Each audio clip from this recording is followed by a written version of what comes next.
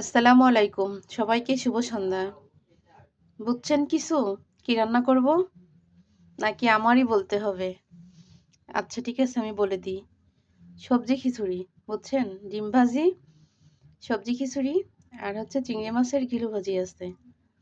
এটা দিয়ে আজকে সবজি খিচুড়ি রান্না হবে রাতে। এই যে। এখন তো পুরাটাই বুঝে গেছেন, তাই না? একটু ওয়েট করেন, আরো বুঝাই দিব কিভাবে রান্না করি। এই যে পেঁয়াজ, রসুন তলে আছে, তলে পড়ে গেছে। পেঁয়াজ, রসুন, কাঁচামরিচ। এরপরে অন্য মশলাগুলো দেব।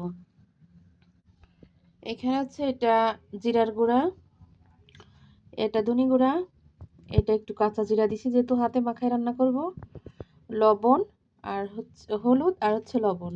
আর এই যে এবারে সুন্দর করে সবজিগুলা দিয়ে হাতে মাখায় নেব। যা হাতে মাখানো খিচুড়িতে কিন্তু সবসময় পেঁয়াজ, মরিচ, রসুন এগুলা কিন্তু সবসময় বেশি করে দিতে হয়। যত বেশি দেবেন ততই কিন্তু খেতে মজা লাগবে। আমি এখনো তেল দিইনি, সবজিও দিইনি। এই সবজিটা দিয়ে দেবো। এখানে সবজি দিছি কি কি? সিম, গাজর আর হচ্ছে ফুলকপি আর আলু। আলু দিছি একটা। সব কিছু মানে অল্প অল্প করে দিছি। দেখেন তো কেমন হয়েছে?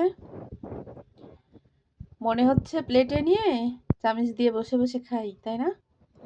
এই যে হাতে মাখাই নিছি সুন্দর করে। এবার আমি এখানে পানি দিয়ে দেব। অনেক সুন্দর লাগতেছে, তাই না?